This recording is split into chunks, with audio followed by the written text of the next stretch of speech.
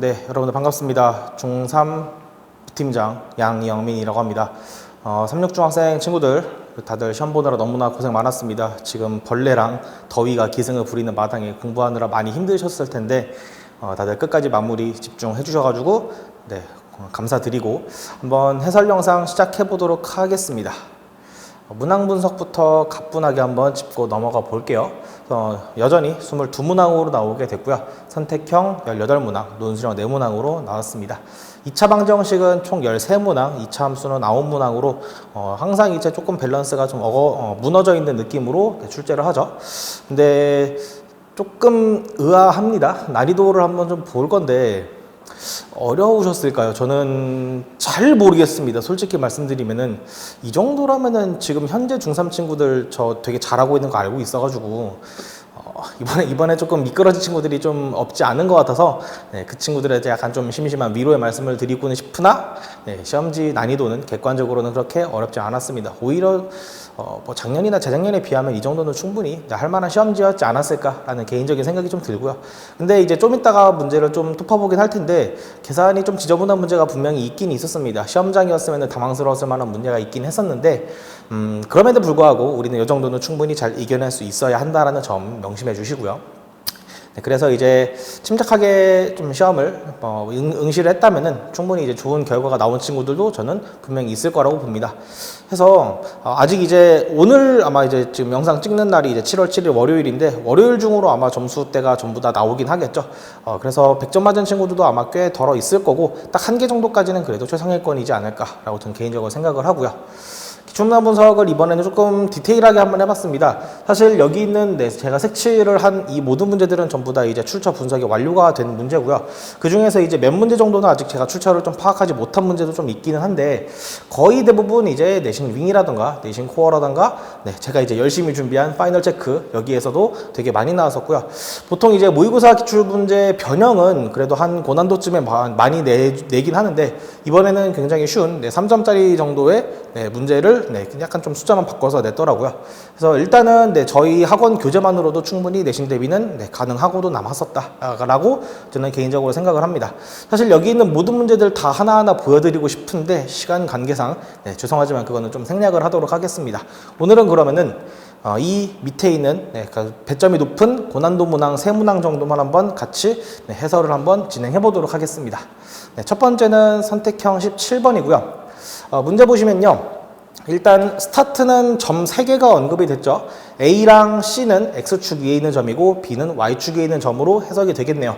그 삼각형 ABC 그리고 이제 1사분면에 점 D를 찍어서 ABC 넓이랑 DBC 넓이가 같도록 하는 D를 찍으신 다음에 그 ABCD가 모두 이차함수 위에 있는 점이다. 이차함수 복원시킨 다음에 저 M,N을 한번 계산해 볼 수 있니? 를 물어보는 문제죠. 간단하게 한번 보죠. 그래프로 한번 확인해 볼까요? 그래프 그려보시면요. 이 2차 함수 식을 세우는 것 정도는 너무나 무난하게 하실 수 있을 거라고 봅니다. 최고 참계수 A로 잡고 이제 0에서 함수값이 마이너스 2다 이용해가지고 함수식을 완성을 했는데 여기서 이제 기하적으로 되게 중요한 성질이죠. 평행선, 중2에서 다뤘던 평행선과 넓이라는 파트에서 AD랑 BC가 결국은 평행할 수밖에 없는 상황이 연출이 될 수밖에 없을 겁니다. 삼각형의 넓이가 같은데 공통된 밑변을 갖고 있기 때문이겠죠. 그렇기 때문에 저 직선, 지금 C에서부터 B까지의 직선의 기울기도 3분의 2라서 A서부터 D까지의 직선의 기울기도 3분의 2가 된다. 그리고 마이너스 1,0을 지나기 때문에 직선의 방정식도 충분히 세우실 수 있을 거고 직선의 방정식이랑 저 이차 함수 그리고 교점의 좌표를 구하는 게 저기 목표입니다. 여기서 제가 조금 하고 싶은 말이 있는데 이 정도랑 이 정도로 식을 갖다라고 줬을 때 제발 이거 그냥 무턱대고 계산하지 마시고 잘 한번 살펴보시면은 어차피 저희는 저 A라는 점이 관심 있는 게 아니죠. 1사분면에 있는 점을 관심 갖고 있기 때문에 x 더하기 1도 약분할 수 있고 3분의 2도 약분할 수 있어서 x 빼기 3이 1이 되는 상황, 즉 x는 4가 되는 거를 이렇게 간편하게 얻어낼 수 있어야지 저거 좌변 전개하고 우변 전개해서 또 이항하고 또 인수분해했다가 또 이제 말리고 약간 이런 느낌을 저는 너무 많이 봐왔어서 제발 이제 그러지 않으셨으면 좋겠다 싶어서 당부의 말씀을 좀 드리도록 할게요. 자, 어쨌든 m은 4 그리고 이제 n은 3분의 10 이렇게 얻어낼 수 있기 때문에 요거 계산해 주시면은 3분의 22라는 정답을 얻어낼 수가 있습니다. 이 문제랑 제가 뒤에 설명할 문제 한 번 더 얘기할 텐데 사실 이 문제는 다시 처음으로 돌아가 보면은 그래프가 단 하나도 주어져 있지 않죠. 그래프가 주어져 있지 않음에도 불구하고 그래프를 그린 다음에 이제 해석할 수 있는 이 능력이 앞으로 여러분들이 고등학교 넘어가서 되게 필요한 역량이라고 저는 생각을 합니다. 분명히 문제는 항상 불친절하게 낼 수밖에 없을 겁니다. 그런 친구들을 걸러내기 위한 일이겠죠. 네, 우리는 그 불친절함을 익숙하게 여겨야 되고 당연히 그래프를 그리는 거를 이렇게 주저하시면 안 된다라고 좀 말씀을 드리고 싶습니다. 이 문제가 이제 어디서 출제됐나를 봤더니 저희 시그니처 교재에 사실 그대로 나왔습니다. A랑 B랑 C라는 점도 완벽하게 동일하게 나왔고 문제 순서, 문제 언급만 좀 다르게 했을 뿐이지 삼각형의 넓이마저도 동일하게 언급을 했고 마지막에 있는 그 좌표 구하는 것까지도 마무리를 똑같이 했죠. 여기서는 이제 x 더하기 3y로 답을 이제 자연수로 만들려고 했던 의도로 보여집니다. 그래서 이제 요 문제를 풀어본 친구들, 여러 번 풀어본 친구들은 나 이거 풀어봤던 것 같은데 라는 생각이 분명히 들었을 거라고 저는 믿고 있습니다. 다음 문제 한번 넘어가 볼까요? 18번입니다. 일단 그림이 되게 좀 위압감이 좀 느껴지죠. 근데 일단 요 그림들은 그렇게 썩 중요한 건 아닌 것 같습니다. 모든 선분의 길이는 73이고요. 여기서 이제 이렇게 넓이 적당히 잘 분할을 했더니 이 전체 넓이는 지금 20이 됐다. 이런 느낌이고 저 세로 길이, 직사각형의 세로 길이를 구하는 게 저희 목표라고 보시면 될 것 같은데 스타트는 이렇게 해보죠. A서부터 D까지 길이가 전부 다 동일한 길이 6개로 이루어져 있기 때문에 이 한 조각의 길이를 X, 전체 길이를 6X로 한번 잡아보겠습니다.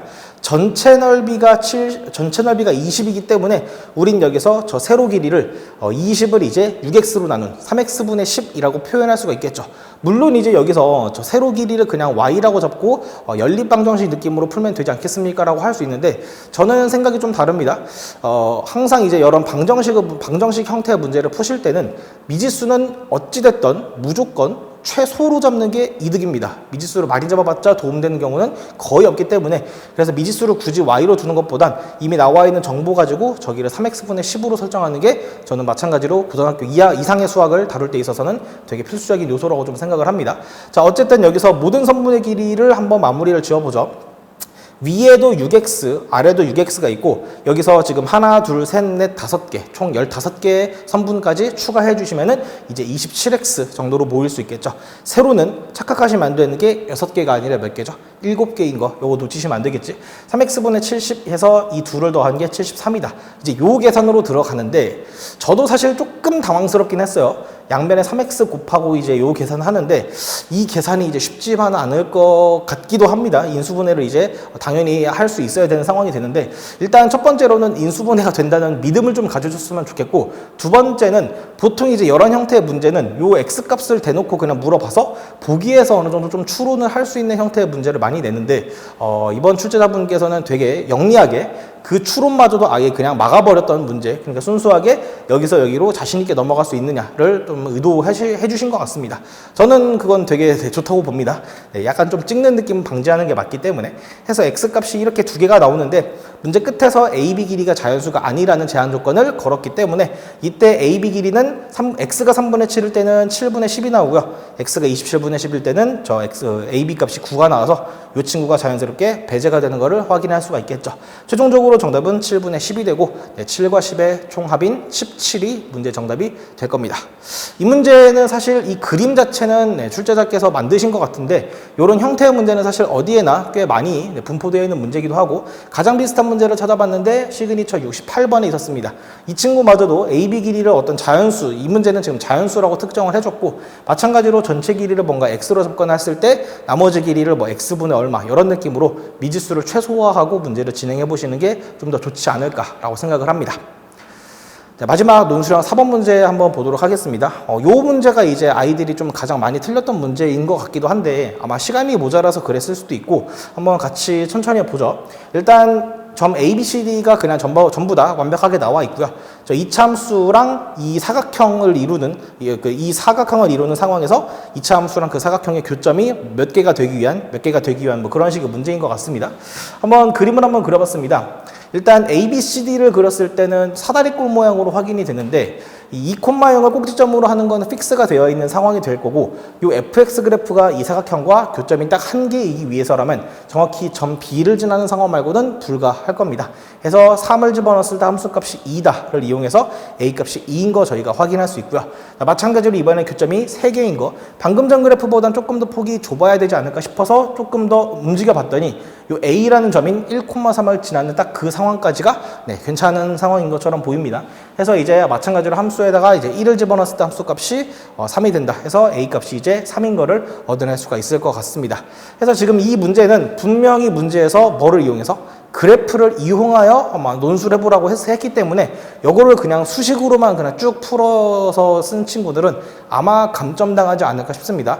얘도 마찬가지로 앞에 17번과 동일한 결로 문제에선 그래프가 단 한순간도 주어져 있지 않았지만 그래프를 이용해서 문제를 풀라라고 하는 거를 분명히 의도하고 내신 것 같습니다. 저는 이것도 마찬가지로 되게 좋은 문제라고 생각을 하고요.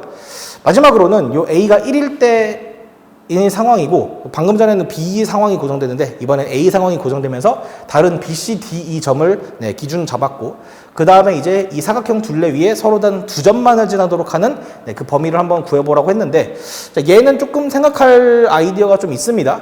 이 친구 같은 경우는 추계방 정식은 고정이 됐지만 꼭지점의 Y좌표가 결정되지 않았기 때문에 위아래로 움직여가면서 한번 유동적으로 생각을 해볼 수 있니를 물어보는 것처럼 보이네요.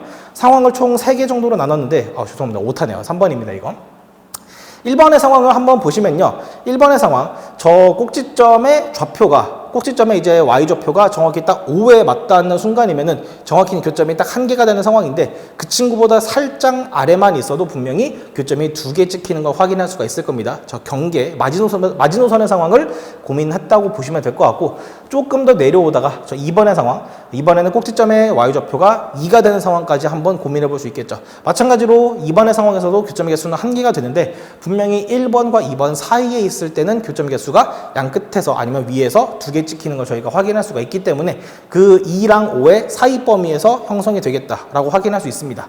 근데 여기가 중요한 게 아니라 이 다음이 되게 중요한 포인트인 것 같습니다.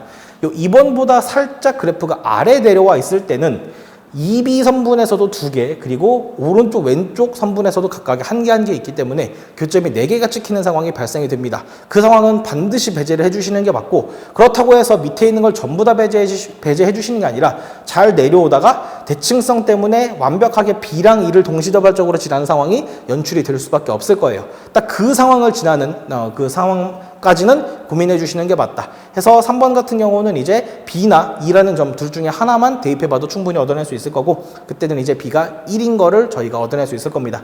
따라서 최종적인 정답은 B가 1이거나 2랑 5의 순수한 사이 범위로 설명이 되어야 할 것 같습니다.